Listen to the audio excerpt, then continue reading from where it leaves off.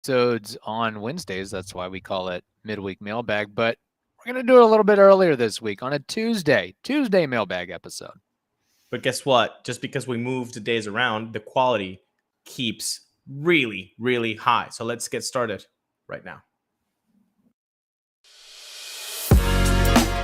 You are Locked On Rays, your daily Tampa Bay Rays podcast, part of the Locked On Podcast Network, your team every day. Hello, my name is Kevin Weiss. I'm Ulises Sambrano. And we're the host of the Locked On Rays podcast, part of the Locked On Podcast Network. Thank you for making us your very first listen every day. Be sure you check out and subscribe to our YouTube channel at Locked On Rays and listen to us on all the other traditional podcasting platforms. You can also give us a follow on Twitter and Instagram at Locked On Rays and email us anytime, traditional voice memo or traditional email or voice memo. LockedOnRays@gmail.com for future mailbag questions. If you have a comment, hot take, concern, whatever it may be, we take it all, not just Rays questions, but baseball questions in general, lifestyle questions, whatever you want. Just shoot them away at us. And speaking of that, we have 3 great mailbag questions and emails that we'll get to here. This first one from Michael Grief. I hope I'm pronouncing that last name correctly. He says, I think the Rays are the mid-60s Dodgers. They need to always focus on pitching first. Bats are something we luck in on. Pitchers we chase. If we lose one-run games, our approach is to improve the pitching staff. I think it is the correct choice with limited funds. Chasing bats gets us Nelson Cruz. He was not brought in for leadership. He was brought in as a hitter, but we just got leadership. That is Michael's comment. Oh my God. Michael with the hot take. Oof. Okay, Michael, first of all, thank you for writing to us. Right. Second of all, man, that was salty. I tasted it and I like it. I like when people just say what they mean, don't sugarcoat it, just down the middle. Although full disclosure, Nelson Cruz did hit 13 home runs in 55 games with the Rays at age 40. Now, his OPS wasn't where you wanted it. Some other numbers and metrics weren't where you wanted it, but that's on pace on season extrapolated over 162. And I guess, playoffs, he didn't do much there, but the playoffs are a crapshoot as it is. I don't necessarily agree that he didn't do. I think a lot of people crap on Nelson Cruz and the production. I don't think he did a bad job. I don't think so at all. I think we saw that it's not only his numbers, but the people around him. He made those people around him better, way better. Brendan Lau did not hit 39 home runs just because of him. It was the production around him. Randy Arozarena didn't have a 2020 season because of him only. It was because he had him as well. Wander Franco. The list goes on and on and on, people. However, I do like the straightforwardness of Michael's take here. So that's what I'm appreciating. I couldn't tell you about the 60s Dodgers. I was not even a thought to be in this world. So that's I can't speak to that, Michael. But I don't know if it's more important to focus on pitching than hitting, but I can tell you that for a small market team, it is easier to replace good pitching than good hitting. It just is. First of all, if you're the Rays, you can find a guy who's selling solar panels and you can give him 40 innings of work and he can give you a 2.35 ERA with a similar FIP. Right. So, you can do that. Starters are a little bit more difficult, and yet we can have a guy like Jeffrey Springs and Drew Rasmussen who are relievers, and then you can just turn them into starters. So, the Rays have that on lock. I will never, ever – I've seen enough Rays baseball in my lifetime to know that if they're bringing in a guy for the bullpen or for a starter position, for their starting role, I don't even sweat it anymore. I really don't. I trust. I believe in the process 100%. It's the hitting that is a little bit more costly. And we saw that with Jose Abreu. We thought that we were going to be in the talks of one of those teams that might get his services. Nope. Apparently way too expensive. 3 years, $60 million. They weren't ready to do that. Michael Brantley, same thing. What was it? 1 year for 12, but plus 4 in incentive. So could be up to 16 million for Michael Brantley on 1 year after having shoulder problems. Yeah. The Rays are just not going to maybe target that amount. So that's the thing. I think pitching is maybe not, I don't think pitching has to be the primary focus, but it definitely is easier to target good pitching if you're the Rays than good hitting. Yeah. No, I think that's fair. I do have a little bit of a quibble with bats are something we luck in on. I mean, you look at some of the Rays. What does that mean? Over the last couple of years. I mean, we can just go down the list. Did they luck in on Avi Garcia and Joey Wendell and Yandy Diaz and Austin Meadows and Tommy Pham and Travis d'Arnaud and Isaac Paredes and Harold Ramirez? I mean, yeah, there's been some failures along the way. Sure, there's always going to be failures on the pitching side, on the defensive side, on the offensive side. I mean, yeah, Yoshi Tsutsugo certainly did not work out. Jose Martinez certainly did not work out. Hunter Renfroe certainly did not work out. David Peralta certainly did not work out. Nelson Cruz probably did not work out as much as we had wanted to. And one of those stats I do want to mention, full disclosure. I mean, yeah, 283 on base percentage, certainly not going to cut it. But, and also in addition to that, you can't really afford to give away guys like Nate Lowe as well. But I think that, you know, I don't know if it's the Rays just luck in on hitters. I think there's definitely an approach to acquiring them. I think the key going forward for the Rays as far as offense goes, because they are a small market, small revenue team, is focusing on homegrown hitters, homegrown talent. And I think we're starting to see a little bit of a change in that approach of Curtis Mead, Kyle Manzardo. I know many years away, but Xavier Isaac. They've kind of maybe focused a little bit less on those pure athlete types and those versatility types and those up the middle types. And let's go out and get bat first guys, whether he can only play first base or he's minimally defensively. We don't care, because we just need to get middle of the order bats in this organization. I think there's kind of a balancing act with that. And I think we're starting to see some of that as well. Yeah, we can definitely see a shift in their methodology in drafting. Hopefully that yields to good results.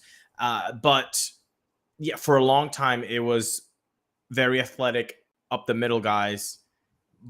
And I think obviously that's because behind the scenes they were talking about the shift rules and right. Okay, that's going to come to an end. So now you're very thankful that you have so many options down the middle that can go get some balls. Like a Taylor Walls this year should be very, very valuable without the shift. So that's going to be really, really awesome to see. I don't know what Michael means by luck into, because I just provided examples of them acquiring, I think, a lot of hitters. I don't know if it's like, hey, we just throw flyers out on guys and hope they produce. I mean, I think he means maybe that the players that have been acquired because of their offensive production mainly have not worked out. Like you named Jose Martinez. We only wanted him to hit. He did not hit. Hunter Renfroe. We wanted him to hit. He did not hit. Yoshi Tsutsugo. Same thing. I think maybe that's what he's talking about, that we luck into an Evan Longoria. We luck into a Wander Franco. We luck into a Brendan Lau. I don't know what Michael means really. Yeah, I don't know if it's like, I think that the Rays generally, with their budget and not wanting to spend big bucks on hitters, that they've done a decent job of acquiring guys from other teams that have produced offensively. And further to your point, or our points about getting some of these bat first guys, I think, something that maybe the Rays are learning down the line is that, athleticism, that pure athlete, that 5-tool-esque player, it's wonderful. It's great to talk about and having that prospect status, but we also learned that those types of guys can break down after a couple years playing at the Trop.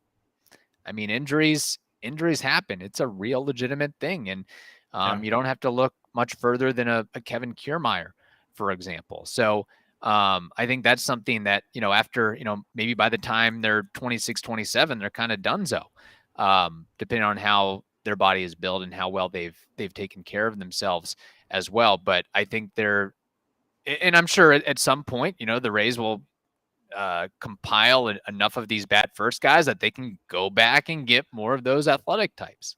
Maybe he means looking in on like a Yandy Diaz. You were lucky that he became the Yandy Diaz that he is. But I don't think the Rays lucked in on him because they saw something that he wasn't able to do with the Indians, and they said maybe we can fix that and reinforce the launch angle thing, and just the fact that he's got a great approach, and he takes walks and he hits the ball hard, and he doesn't strike out very often. Like that was something to mold. So it's not like, oh wow, we acquired Yandy Diaz, we didn't think he'd be that good, and look what he is. He's really, really good. I think that they targeted all these guys intentionally. Then I'm out. I don't know what Michael means. I tried my best. Sorry, Michael. It's all good. So, but I think overall his point is correct in that, I mean, it's always been pitching and defense, pitching first. So, I don't. It's cheaper. It's cheaper to be good at defense. It's cheaper to find good pitching. Hitting is the most difficult thing to do in sports. So obviously, if you're looking for that type of talent elsewhere, it's going to cost you either money or your prospects. And if you're, again, a small market revenue team, you really want to keep your prospects because they're going to be cheaper than players that are already established in the league. Maybe something that can help some of these bats going forward is Built Bars. Give these guys the strength to hit some more bombs. 100%. And you know why 100%? Because they're made of 100% real chocolate. All Built Bars have 100% real chocolate. And they're also healthy and delicious. They only have 130 calories, 4 grams of sugar, 17 grams of protein. And these are the stats that you want to see in the back of a baseball card, but you're going to see it in the back of a Built Bar every time you get them. And now you don't have to wait for them to get to your house after you order them at built.com. Right now, you can actually go to Walmart. You go to your nearest the pharmacy section, and you can pick up a 4-bar box of cookies and cream or double chocolate. And if you don't want to go to Walmart, you can go to Sam's Club and you grab yourself a 13-bar box of brownie batter or coconut puffs. Whatever you desire will be there for you. So if you want something healthy, but that's also delicious without all the fat and calories, then you got to get yourself some Built Bars. All right, this next question, Jeff R. says the Orioles already have Adley Rutschman up in 8 of the top 100 prospects, including the number 1 kid, Gunnar Henderson. What are the Rays doing to keep up? Curtis Mead is the only one to make any list for Tampa Bay. Which I don't think is correct, because I look at the top 100 prospects, and who knows what website he's looking at. He could be looking at Baseball Prospectus, Fangraphs, Prospect List, 1500. He could be looking at D-Rays Bay. I don't know, whatever. But all of those don't have only Curtis Mead, though. Yeah, I mean it's Taj Bradley, Curtis Mead, Carson Williams, and Kyle Manzardo. I mean, those guys are kind of cemented in the top 100. And in a few of those lists themselves, as honorable mentions, they have Mason Hour, friend of the program as well. So I don't know what Jeff exactly means by not being on any list. If I were to be Jeff's lawyer here, I would say that he meant an ETA of 2023. Like, Mead is the only race prospect that is going to be making an impact in 2023. So if we go through that idea, okay, yeah, looking at the prospects, I think Curtis Mead is going to be the first guy that, if something happens to somebody on the 26-man roster, let's say an injury, whatever, hopefully it's not something serious, but if an injury happens and his defensive abilities match up to Curtis Mead's, then yes, he would be the first guy to get the call up. What I mean by that is, if an outfielder gets hurt, it's not going to be Curtis Mead that gets the call, right. So it has to be somebody that Curtis Mead can fill up that defensive position. I think he's the first guy, but that's the way that I can read that, Jeff. Because I disagree. If you meant that he's the only guy that is in top 100 lists, I disagree. And there are many other lists that mention multiple 5 to 6 race players on every list. Yeah.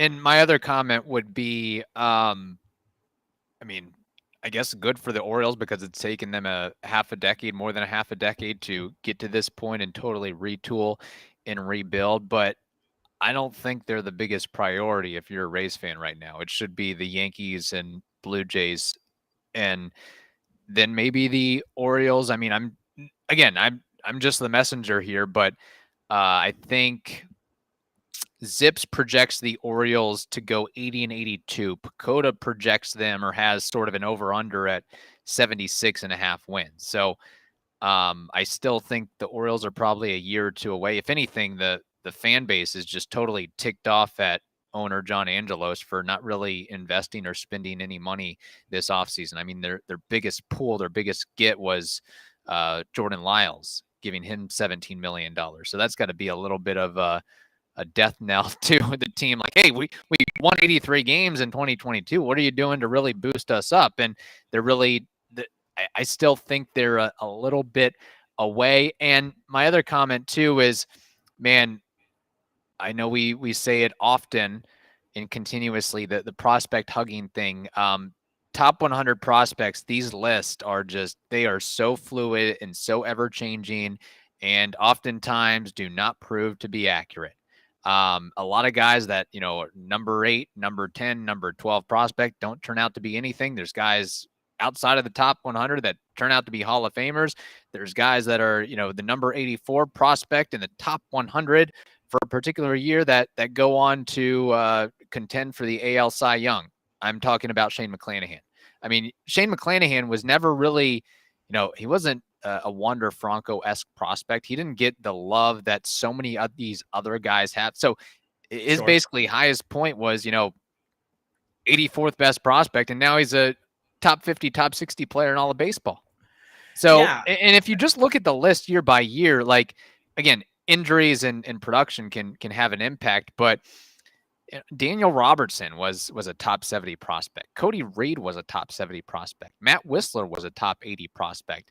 We don't have to go back that far to look at where Luis Patino and Vidal Brujan and Brendan McKay were. So let's not, again, I'm sure everything I've read about an Adley Rutschman, I mean, he's legit. He could contend for the Cy, or not the Cy Young, the MVP. Like he's going to be a stud. He's the real deal.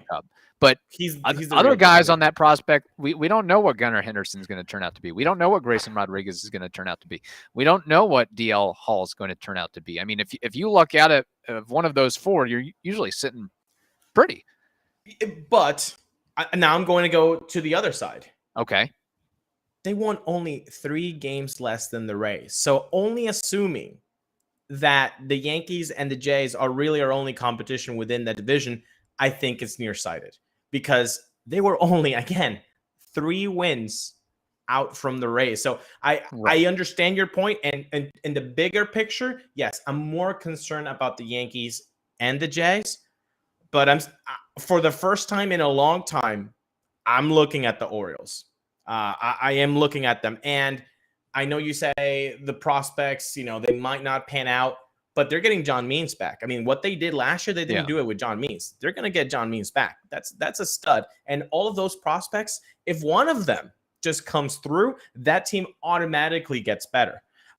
We've seen how the ballpark dimensions really help the pitching staff. So yeah, a guy like Lyles might not be that attractive, or a Kyle Gibson as free agent acquisitions, but maybe with those ballpark dimensions and higher walls, maybe those guys, instead of being 4.50 ERA guys, maybe give you some better production. So I understand the Yankees and the Jays are our priority to lock in on, and that's our bigger competition. But I would not just wave away the Orioles. Yeah, don't totally discount them by any means. Yeah. I guess my larger point here is that don't get so hung up on the top 100 prospect list and how many prospects the Orioles have compared to the Rays, and the Rays have compared to the Blue Jays and the Red Sox and so forth. Sure. It's cool. It's fun to talk about. It's fun to focus on and think about what could be with the future. But these I would be very curious to see how these rankings look at the end of the season or 2024 and how the names shift either completely upside down or the other way around with some of these players. My gosh, look at that with the rhyming cat in the hat. Yeah. Rhyme. I like it. I'm the next name a white rapper. Mac McClung after this offseason. Mac Miller. The late Yeah. Mac Miller, I should say. That wasn't. Yeah. God, I can't think of a white rapper off the top of my head. Post Malone. Marshall? I mean, Eminem, yeah. Yeah. That's a good one. Yeah. That's a good How did one. I not think of him off the top of my head? GOAT. They were actually playing Eminem at Fan Fest. The exclusive GOAT. version. That's why he's the GOAT. Yeah. Yeah, I don't know. I mean, some intern better hear an earful. I don't care, but I mean, the amount of families that come through. And it was, it wasn't the clean version. It was actually the legit version. It was in Ballpark and Rec. So maybe it was just inside. So adults, beverage, they don't care. Yeah. I thought it was very cool. You know, whatever. Yeah. Did you want to watch 8 Mile when you got home? Anytime you're playing Eminem, I'm down. That guy is the GOAT. I love him. So there you go. All right. We have one more question to get to, but first we have to tell you about FanDuel. The midway point of the NBA season is here, and now is the perfect time to download FanDuel, America's #1 sportsbook. That's because new customers get a no sweat first bet for up to $1,000. That's bonus bets back if your first bet doesn't win. Just download the FanDuel Sportsbook app. It is safe, secure, and super easy to use. Then you can bet on everything from the money line to point scores and even threes drained. Plus, FanDuel even lets you combine your bets for a chance at a bigger payout with a same game parlay. So don't miss the chance to get your no sweat first bet for up to $1,000 in bonus bets when you go to FanDuel.com/lockedon. That's FanDuel.com/lockedon, LOCKEDON, to learn more. Make every moment more with FanDuel, an official sports betting partner of the NBA. All right. By the way, yeah, go ahead. I didn't want to just. Do you know what I'm referring to when I'm saying like that's why he's the GOAT? Have you seen that little video on Twitter? I have not. I just thought you thought he was the GOAT over Tom Brady. That's yeah. Well, I mean, I do think in the rap game he is up there, but no, there's like top 5 rappers. Go. Anti-social media, a lot of negatives. But there are some times when you're like, okay, this is what the internet was made for. They put like little like Stephen A. Smith, like, you know, clips, and it'll relate to something on the tweet. I love that. Call me a boomer, but I just think I giggle the heck out of those. There's this guy. He's this big black dude. He's wearing like a tank top, and he's like really into it. He's like almost crying, and he's like, "That's why he's the GOAT. That's why they call him the GOAT." And like people just put him. Is it a television personality or no? This just guy? He's just a dude. Yeah, but everybody uses it. It's super funny. If you know what I'm talking about, put it down in the comments after you hit that like button. It's free, and you hit that subscribe button. It's free, and tell me where that is from because it's like a whole Twitter thing. I don't know. I can't keep up with the Twitter subculture and the internet subculture. I'm barely keeping up as it is. It's a whole different language. The memes and the little videos, like it really is an internet language. Yeah. That's how papers are going to be graded in the future. Teachers just going to show like a SpongeBob GIF or video and like that. Yeah, it's going to be your grade. I don't know.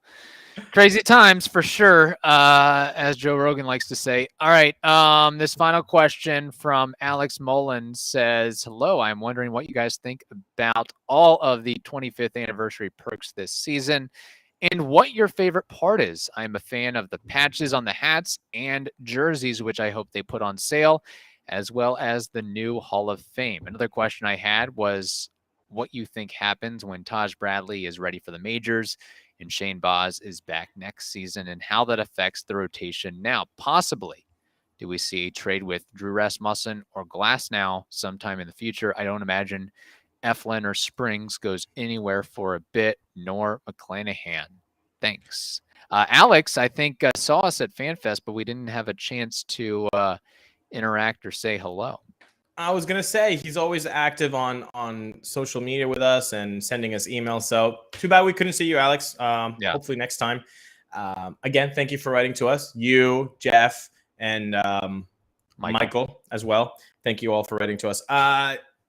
Patches on hats and jerseys are a win. I love that because you kind of distinguish them from a different season. So it's always cool, like, to know when you got that jersey. I think that's a really cool thing. So that's a W for me. The little note on that. The Rays will wear the Devil Rays uniform 14 times this season, including opening day and all Friday home games. The 25th anniversary patch will be worn on the cap and uniform sleeve for all games during the 2023 season. That's a W. Everybody loves the Devil Rays throwback. Like, there's nobody that doesn't enjoy those. So it was always neat. It was always only 5 a year the last couple of years, and people were like asking for more. They heard the people. They're like, okay, you want it more? Here's you go Friday. Let's see how the people react to this, because usually people just ask for things because they don't have it, and once they get it, they're like, oh, well, now the magic is over with. Now it's, they're saturated with it. Hopefully that doesn't happen, but I'm going to be very curious about how that'll happen. Bubbleheads. I was asking for more bubbleheads.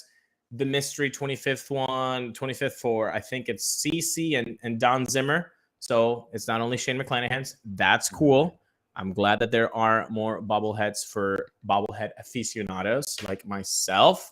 And the last question was about pitching, right, Taj? Dude, I think that's something that will end up resolving itself with time, because pitching always works itself out.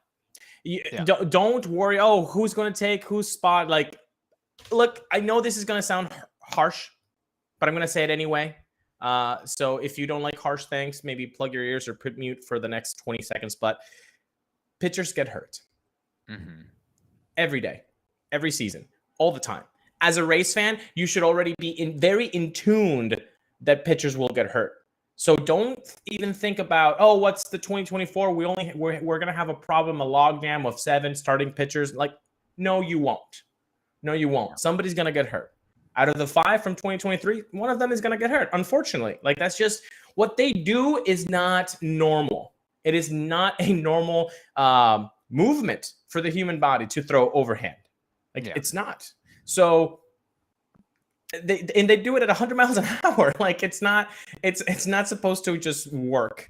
So that's going to resolve itself. But even if it doesn't, I don't think that having a rotation with 7 deep guys in 2024 is going to be in any shape, way, or form a bad thing. On the contrary, it should be a very scary thing for other teams to look at the Rays and say they're 7 deep. They're 7. Like, that's incredible. I mean, if you add the 2023 rotation plus Baz plus Taj, man, that's really, really good. So that's a good problem to have. And I don't think you should stress out about that. That'll resolve itself. So out of those 5, you mentioned Drew, Glasnow, Eflin, Springs, McClanahan. Which would be most likely to be traded first? Drew Rasmussen? I guess it depends on if he would accept a long-term deal, and then that leaves Shane McClanahan in the dust. I'm going to go with another name. I'm going to go the Brooks Raley route. Zach Eflin. Okay. Zach Eflin. Because if they're able to just like shiny him up like they did with Brooks Raley, even better because it's a starter. If they give Zach Eflin the type of season that Springs had or that Rasmussen had, I mean, now you have a guy for 2 years, 11 and 18 for 29 mil. That's fantastic. I mean, you could ask whatever you want from somebody who's asking for pitching. Yeah, Blake Snell the thing. No, I get you. Blake Snell the thing. Yeah. So I'm not really gonna touch any more on the pitching question there. But the Hall of Fame, I think that's a great addition to make it part of and interwoven with the 25th anniversary. Of course, the 3 inaugural inductees into that are CC, Carl Crawford, not CC Sabathia, Don Zimmer, and Wade Boggs. and they have some really cool things planned with that. And I don't know if the Rays plan to have a Hall of Fame every year, which is going to, or have additions every year, which extends to former players, managers, coaches, broadcasters, and executives. But I guess my question here is, who are the next three? I do think that there's going to be one every year, at least. I think I've read that somewhere. If not, I made it up, but whatever. Let's say that they do. Every year, they're going to induct somebody. Like the Rock and Roll Hall of Fame. Every year that somebody gets in. I would Usually more than one person, like 5. Usually more than 1%. More than one person. Yeah, you're right. I would say Dwayne Stats. Dwayne Stats is going to get in next year. I think so. Yeah. As far as player specific, I think here's a short list. Fred McGriff. Sure. Evan Longoria when he retires. No, but like right now, like like already next, retired. Okay. Yeah, for next year, yeah. So they have to be retired this year. See, it's funny because I would have thought that they would have thrown McGriff in this year too, or maybe the decision was made way ahead of time before that he got the legit Hall of Fame. Topkin wrote about that they wanted him to just focus on the Cooperstown and the Hall. Like they didn't want to have him just also deal with this one. So the fact that he wrote about this makes me think that he's going to be inducted next year. Yeah. Okay, so McGriff next year, and then maybe the year after that it's Dwayne Stats. I want Dwayne next year. Okay. Sorry. Yeah, I just feel like you almost have to be retired to be inducted into the Hall of Fame. I don't know. Hey, Tony La Russa got into the Hall of Fame and then went back to managing. So the rules are broken, sir. That's fair. Yeah, and we were having that conversation at Fan Fest regarding Dwayne Stats. How much does he make? I'd be very curious to see, because that would add a little bit of bargaining power to yourself and your agent. I'm a Hall of Famer. I'm a Hall of Famer, baby. I'm in Gate 1 Rotunda here. I'm in the historical alcove. Double my salary. So and also I think this is kind of more towards the end of the press release, but there will be a 25th anniversary commemorative book written by Topkin in collaboration with the Rays. So that should be available in May. So that might be a little coffee table book action for you. Well, Mark, please, the doors are open. If you want to plug that book, doors are open, baby. We'll give you the link and be on the show. Yeah, he only does MLB Network and WDAE. I don't know if they go by 620. WDAE, the sports station. That Mark, they don't have a budget anymore. You're always welcome here, buddy. Come in. Yeah, doors are open. Hey, I mean, when the radio station goes under, we should still be around. We'll still be podcasting. So you're welcome to share your insights with us anytime. Of course, we've had a lot of other prominent people on the show. Why not you at some point? All right, that is it for the mailbag episode. Thank you for making us your very first listen every day. Now make your second listen, the Locked On MLB Prospects podcast. That is also free and available on all platforms. Hope you all have a wonderful day. Stay safe, and we will talk to you on Wednesday.